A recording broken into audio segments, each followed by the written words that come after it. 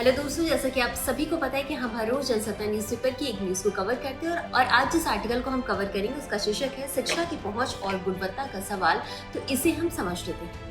देखिए, भारत ने पिछले 3 दशकों में स्कूली शिक्षा के क्षेत्र में उल्लेखनीय प्रगति की है। आज देश में लगभग 14.7 लाख सरकारी स्कूल, करीब 24 करोड़ से अधिक विद्यार्थियों और करीब 1 करोड़ शिक्षक हैं। यह दुनिया की सबसे बड़ी स्कूली शिक्षा प्रणालियों में से एक है। शिक्षा का अधिकार अधिनियम 2009 लागू होने के बाद विद्यालयों तक पहुंच बढ़ी, नामांकन में सुधार हुआ और समाज के वंचित वर्गों को शिक्षा की मुख्य धारा से जोड़ने में सफलता मिली।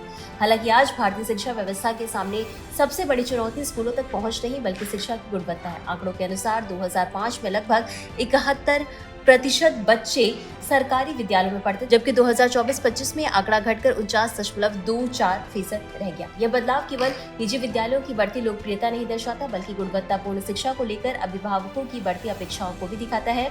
वर्तमान समय में शिक्षा का मूल्यांकन केवल नामांकन या विद्यालयों की संख्या के आधार पर नहीं किया जा सकता।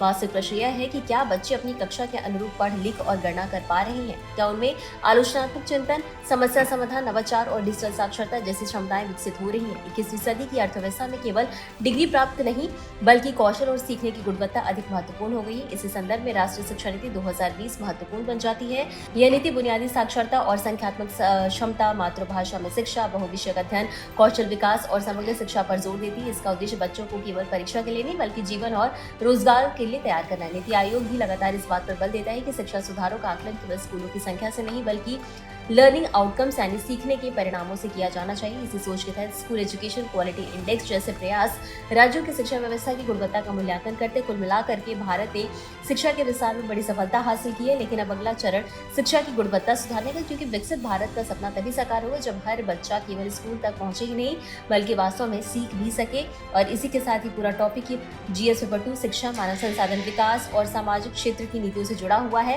और निबंध के लिए topic human capital, demographic dividend, education reforms और सोशल जस्टिस जैसे विषयों में इसके तथ्य उपयोग किए जा सकते हैं। तो आज के लिए बस इतना ही। धन्यवाद।